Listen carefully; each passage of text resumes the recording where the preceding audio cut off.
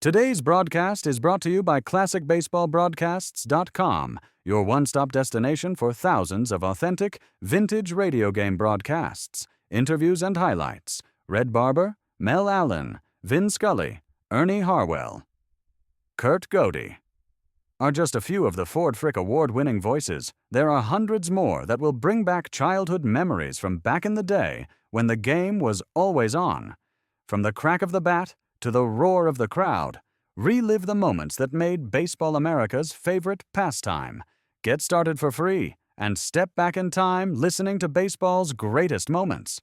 They're off, and they got away right together.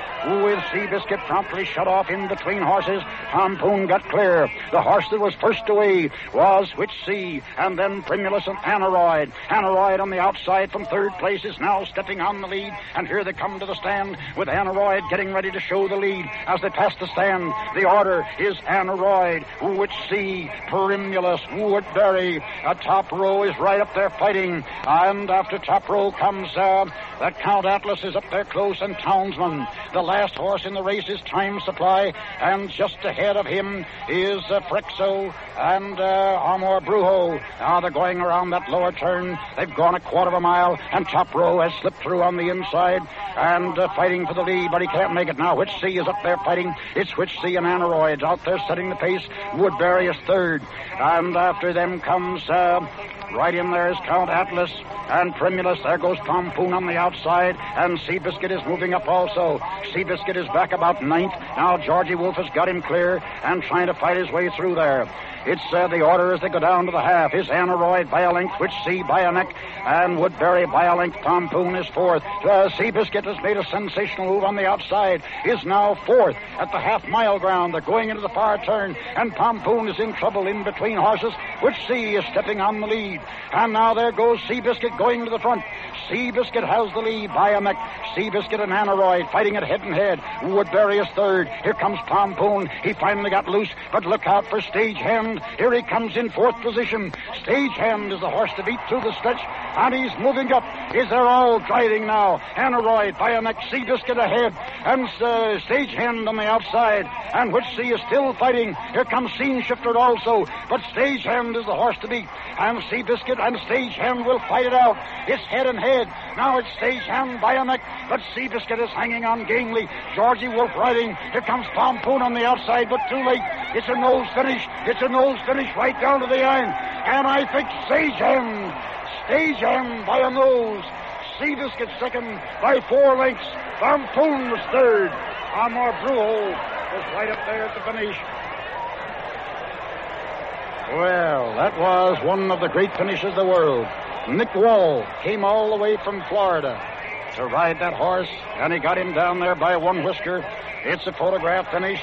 I may be wrong, but I don't think I am. An eyelash finish right there at the end.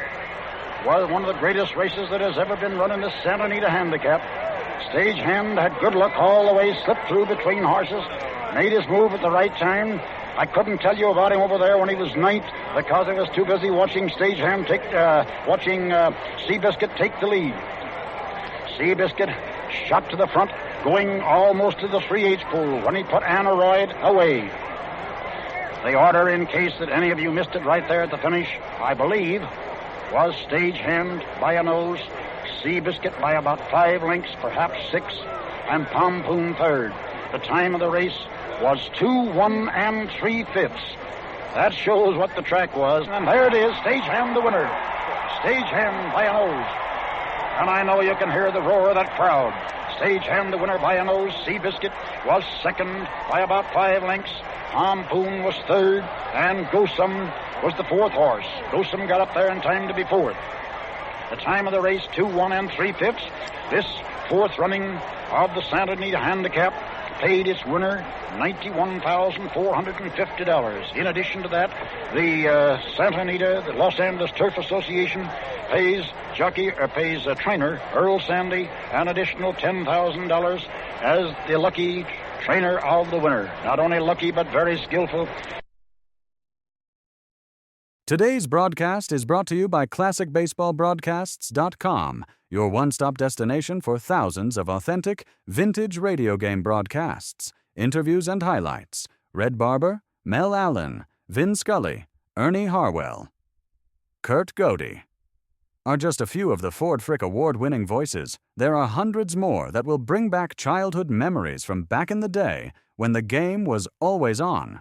From the crack of the bat to the roar of the crowd, relive the moments that made Baseball America's favorite pastime.